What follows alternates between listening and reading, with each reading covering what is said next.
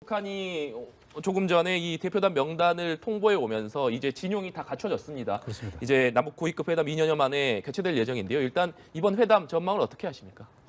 예전에 남북 회담 같은 경우에는 그 시기, 장소 그리고 회담의 격을 맞추는 문제 때문에 상당히 진통을 거듭해 왔습니다. 그에 비하면 오랜 동안 북한이 핵실험과 미사일 발사 등으로 해서 남북 관계가 대단히 경색되었는데 김정은 위원장이 신년사를 통해서 평창올림픽 참여 의사를 밝히자마자 바로 고위급 회담으로 남북 간의 직통 전화가 개설되고 실제 내일 회담이 성사되기 이르렀습니다. 이런 걸 보면 평창올림픽에 북한 선수들의 참가 플러스 알파까지도 논의가 될 수 있지 않을까. 예를 들자면 이산 가족들에 대한 만남이라든가 이런 것들이 이루어질 텐데 아마 빠른 시간 내에 북핵 문제에 대한 의제까지는 나아가지 못할 겁니다. 하지만 제가 볼 때는 북한과 대화할 때 방심은 금물이지만 그렇다고 해서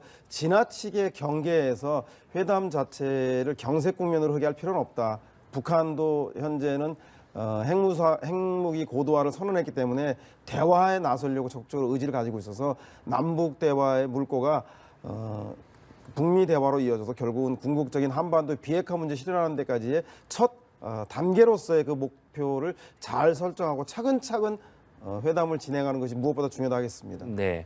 정권에서는 일단 이번 회담을 바라보는 좀 시선이 다른 것 같습니다. 아무래도 그 보수 야당들에서 북한의 거짓 평화 공세에 노란하지 말아야 한다라는 비판적인 입장을 가지고 있는데 다만 한 가지 좀 우려되는 것은 네. 한반도의 정세가 변화되면 그 변화된 정세에 맞게 능동적으로 대북 정책들을 탄력 있게 대응해야 되는데 아직도 여전히 자유한국당을 비롯한 보수 야당에서 현재 변화된 정세에 맞지 않게 늘 똑같은 대결적 자세로 이 남북 문제를 바라본다라면 좀 시대착오적일 수밖에 없다는 생각이 듭니다. 특히 북한이 핵 고도화가 기술적으로 검증되지 않았음에도 불구하고 고도화를 선언한 것은 대화에 그만큼 나서겠다는 절박함의 역설적 반증이기도 합니다. 특히 중국도 시진핑 2기 체계가 안정화됨에 따라서 미국과 한국 관계의 개선을 위해 적극적으로 나서고 있고 그 전제가 바로 북한 문제를 해결하는 것이고 북한을 대화의 장으로 협상의 테이블을 끌어내는 것이 가장 중요한 문제이기 때문에 중국도 모종의 역할을 하고 있다라고 봐야 됩니다. 따라서 이렇게 한반도 변화가 북한과 중국과 한반도를 둘러싼 강대국 사이에서 급변하고 있기 때문에 이것을 과거의 북한의 호전적인 모습만 가지고 대하기보다는 이렇게 변화된 정세에 맞게 평창 올림픽을 적극적 계기로 활용해서 작게는 체육회담부터 시작해서 설을 앞둔 이산가족 상봉, 더 나아가서는 한반도 비핵화 문제로까지 나아갈 수 있는 그런 좀 전향적 자세와 태도가 야당에게도 필요한 것이 아닌가 그런 생각이 듭니다.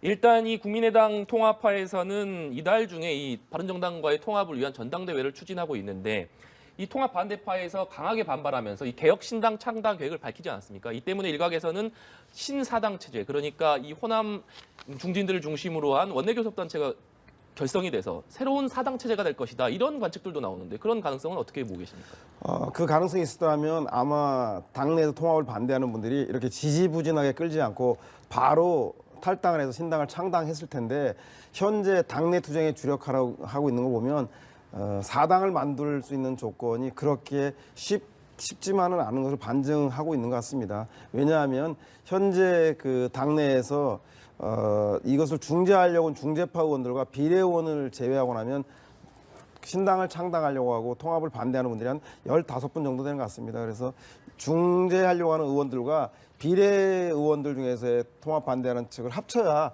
20명에서 22명이 되는 교섭단체가 가능한 것 같습니다. 그래서 아마도 상당간 전당대회를 치르기는 과정까지 통합 찬성 측과 통합 반대 측이 당내에서 명분을 두고 삿바싸움을 할 것 같고요. 그래서 아마 또 합의 이혼이라고 하는 방식, 즉 통합을 주도하려고 하는 안철수 대표 측에서 통합을 반대하는 호남 중진 의원들이 요구하고 있는 비례대표 의원들을 출당시켜서 당 의원직을 유지하기 위해서 교섭단체를 구성할 수 있는 조건이 형성될 때까지 당내에서 통합을 반대하는 분들은 교섭단체 조건이 만족될 때까지 아마 안철수 대표의 통합을 계속적으로 반대하고 당내 투쟁을 해나가는 그런 형국이 당분간 진행될 것 같습니다. 지금 국민의당 내부에서 찬반이 엇갈리는 상황 속에서 이 중립지대에 있는 의원들이 안철수 대표가 먼저 사퇴를 하고 그다음에 이 통합 여부를 전당대회에서 결정하다 이런 중재안을 내놨는데 이것도 찬반 양측에서 다 수용되지 않는 모습입니다. 그래서 안철수 대표가 동의하지 않을 겁니다. 본인 통합에 강력한 의지를 가지고 있는 본인 당대표를 사퇴했을 경우에 과연 이 통합이 성사될 수 있을 것인가에 대해서 확신할 수 없기 때문에 아마 그 안을 수용하기 어려울 거고요.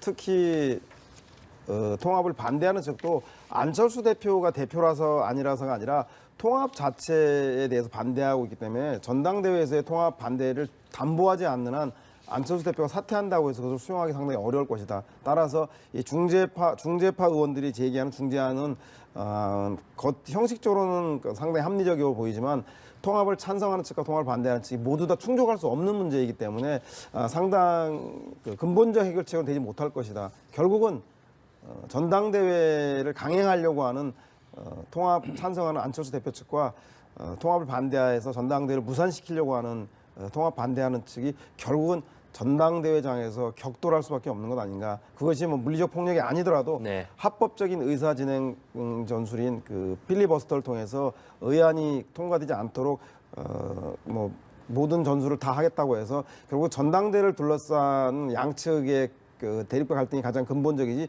중재파 의원들의 노력은 기대와는 달리 별 효력을 발휘하지 못할 가능성이 매우 높아 보입니다. 네. 수요일에는 문재인 대통령의 신년 기자회견이 있지 않습니까? 당연히 그 전날 남북회담이 열리기 때문에 남북 문제도 중요하게 다뤄지겠지만 또 위안부 문제라든지 또 여러 가지 현안들이 많기 때문에 그 부분에 대해서도 또 입장을 밝힐 것으로 예상이 되는데요. 그렇죠. 아무래도 이번 신년 기자회견은 국정 운영의 전체적인 과제보다는 아마 평창 올림픽을 앞두고 있고 고위급 회담 직후이기 때문에 남북 문제가 주요하게 다뤄질 것 같고 또 위안부 합의 문제에 대한 TF 네. 결과에 대해서 언급을 할 것 같습니다. 그래서 결국은 한반도 외교안보 문제에 관련한 문재인 대통령의 입장들을 밝힐 가능성이 매우 높아 보입니다. 특히 과거 정부에서 합의한 안에 대해서 정부 간의 합의에 대해서는 존중하지만 그 내용은 용납할 수 없다라는 입장을 취했기 때문에 그렇다면 구체적으로 한일 간의 미래 관계에 대해서는 보장하면서 과거 역사 문제에 대해서는 어떻게 청산할지에 대해서 그 해법을 과연 문재인 대통령이 제시할 수 있을지 관심이 좀 모아지고 있고요. 특히 평창 올림픽이 안전적으로 보장되는 것들이 고위급 회담에서 합의가 됐을 경우에 나머지 부분에 있어서 이산가족 문제라든가 개성공단에 대한 문제 그리고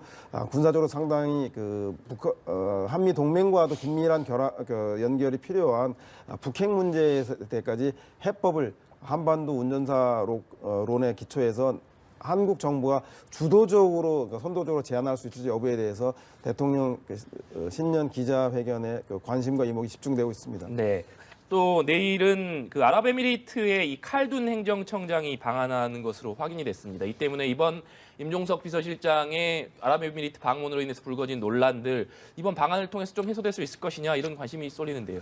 글쎄요, 공개적으로 어느 정도까지 이야기될지 모르겠는데 문제는 이제 야당은 이번 임종석 비서실장의 UAE 방문이 과거 정부인 이명박 정부와 박근혜 정부에 대한 적폐청산하는 과정에서 UAE의 심기를 불편하게 해서 그것을 무마하게 해서 임종석 실장이 국빈 방문을 한 것이 아니냐. 따라서 이 문제에 대해서 정치보복 차원에서 국정조사를 실시해야 한다라고 하는 입장이고 여당은 그것이 아니라 이명박 정부와 박근혜 정부 시절에 UAE와 원전이든 무엇이든 간에 공식 계약 말고 이면 합의가 있었기 네. 때문에 그 문제를 이행하기 어려울 정도의 이면 합의였기 때문에 그 문제 때문에 간 것이 아니냐라고 하는 설들을 흘리고 있는데 저는 이제는 국익과 국민의 알 권리 사이에서 이 두 문제를 선택적인 문제로 바라볼 것이 아니라 최소한 여야 모두 자기 정권과 관련된 문제이고 특히나